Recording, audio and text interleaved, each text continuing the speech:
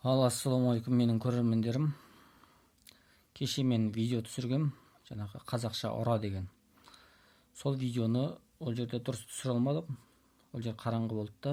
Енді соны қалай қазу керек үлгісін мына жерге сіздерге суретін салып беремін. Видеома лайк басып, комментарий қалдырып кетіңіздер. Ал енді бастайын салу үлгісін. Менің подвалымның аузы бір шеті былай қарай. Мына шеті 90 сантиметр болды. Мына аяғы 80 сантиметр болды. 80 сантиметр. Содан тереңдігі былай қарай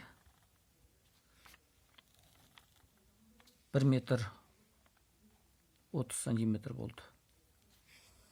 Одан кейін былай қарай 1 метр 30 сантиметр түзу қазып алғаннан кейін колба есебін, колба күйіндегі былай қарай кеңейген түрінде.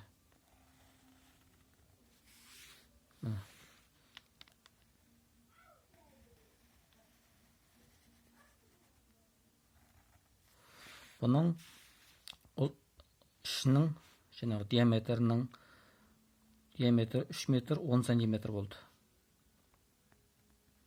Ал түгел тереңдігі мына басынан жерге шейін 2 метр 60 сантиметр болды. Енді бұл подвалға подвалдың бір ерекшелігі басқа подвалдардан аз орындалады және ешқандай материал кетпейді бұған.